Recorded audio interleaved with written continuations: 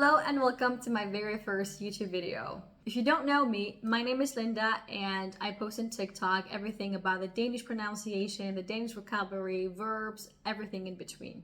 At first, when I first started uploading on TikTok, it was very random and had nothing to do with the Danish language. And then I started receiving a lot of requests from different people to make more videos about learning Danish. Initially, I really hesitated because that's not what I do. But then I remembered that there is a huge gap in learning Danish. What they teach you in school and how you go about your Danish in your day-to-day life are very different. And so there is a need and there is something missing in terms of pronunciation. There's a lot of content that show you this is how you say this or this is how you say that. But they don't show you, okay, where do you put your tongue? You know, does it go up? Does it go down? How wide your lips have to be? Where's the sound coming from? And that's what I do in my videos. And today I'm starting with the soft D. The soft D is very, very tough for most of us who are learning Danish. And today I will share with you the techniques and the rules of how to pronounce it, because where it is situated in a word, what is before it, what is after it, highly affect how to pronounce the soft D. To give you a little bit of a story, when I first moved to Denmark, I lived in a place called Rødovre. Out of all the places I could have lived in, I lived in Rødovre. So every time I got asked, okay, Linda, where do you live? I would say I live in Rødovre. And then the person would be like, what? Rødovre? What? I live in Rødovre. Hvad siger du, Linda? I live in Rødovre. Oh, Rødovre. And that's how I spent my whole year. And then when I moved to Ama, I was extremely happy because Ama was very easy to pronounce compared to Rødovre. So if you're having an issue saying Rødovre like me, watch this video because it might be exactly what you're missing. First things first, the technique. So what I want you to do here, I want you to relax your jaw because the Danish language doesn't require a lot of effort when it comes to how to pronounce the vowels. So relax your jaw. What I need you to do now, I want you to take the tip of your tongue and place it right behind your bottom teeth, like so. And I want you to block it and keep it there no matter what. Okay, in the next step, what I need you to do is say L. So I want you to take the letter L and take the sound away and just say the L, L, L.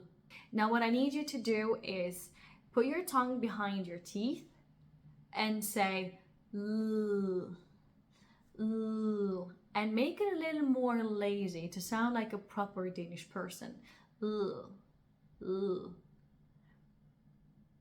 We're getting there, right? Say ugh.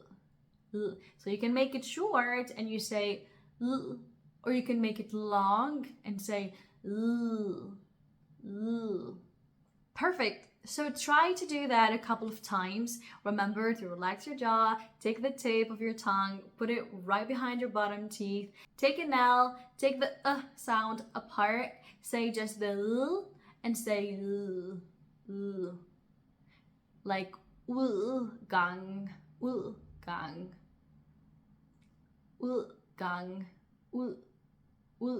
If you're sounding like me right now, you're sounding right. Let's go to the rules. First rule, when the D comes between vowels or after a vowel, the D in this case is fully soft.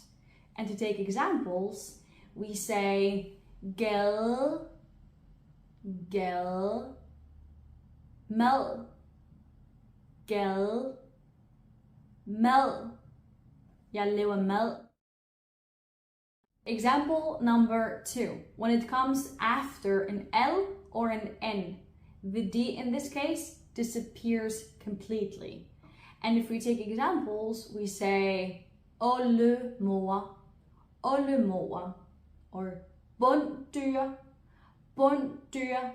You don't hear the soft D at all. Third rule, when it comes after a vowel but before a consonant. In this case, the D is shorter and sometimes very weakened, so you barely pronounce it. And if we take examples, we say bullman, bullman, bullman, wilt, wilt, or if you say wilt, wilt.